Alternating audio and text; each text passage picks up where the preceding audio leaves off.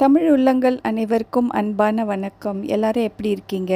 இன்றைக்கி ஜோதிஸ் வலையொலியில் நம்ம பார்க்க போகிறது வேப்பம்பூ ரசம். வேப்பம்பூ ரசம் வைக்க போகிறேன். வேப்பம்பூவுக்கு வேப்பம்பூ 1 டீஸ்பூன், கொத்தமல்லி, கடுகு, ஒரு சுண்டைக்காய் அளவு, நெல்லிக்காய் அளவு வெல்லம், பூண்டு, தக்காளியை கரைச்சி விட்டுட்டேன். உப்பு, 1 டீஸ்பூன் ரசப்பொடி போடுறேன். ரசப்பொடி தான் தேவை, அதை போட்டுவிட்டேன். இப்போ எல்லாம் பூண்டு, கொத்தமல்லி, இது வேப்பம்பூ, புளி எல்லாம் இருக்குது ரெடியாக. இப்போ தாளிக்க போகிறேன் பாருங்கள்.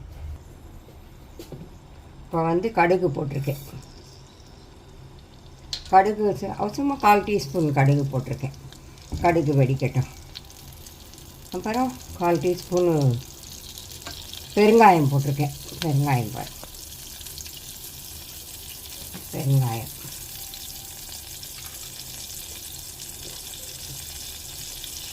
நல்லா வறுக்கணும். இதான் முக்கியமாக பாருங்கள். வேப்பம்பூ ரசம் அவ்வளோ உடம்புக்கு நல்லது.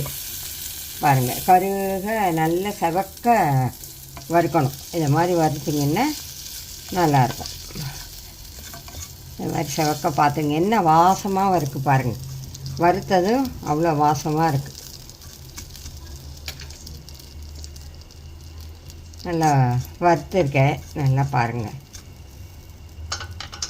அப்புறம் கொத்தமல்லி, பூண்டு, ரசத்துக்கு தேவையானதெல்லாம் போட்டிருக்கேன். கரைச்சி விட்டுருக்கேன். ரசப்பொடி 1 டீஸ்பூன் போட்டிருக்கேன். இதான் ரசம், வேப்பம்பூ ரசம். உப்பு தேவையான அளவு உப்பு போட்டுருங்க. கூடாது, கொதிச்சா நல்லா இருக்காது. அப்படியே பொங்கி வரும்போது எடுத்துடணும்.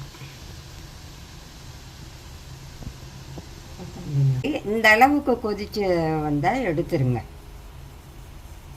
நல்லா பொங்கி வரட்டும். ரசம் பொங்கி வந்தால் தான் நல்லாயிருக்கும். வேப்பம்பூ ரசம். வேப்பம்பூ ரசம் புளி, உப்பு, வேப்பம்பூ தான் முக்கியமாக. எல்லாம் நம்ம ரசம் கூட்டுற மாதிரியே எல்லாம் வச்சுக்கிட்டு, இது வேப்பம்பூ ரசம் நல்ல இது வருஷப்பருப்புக்கும் நல்லது, உடம்புக்கும் நல்லது.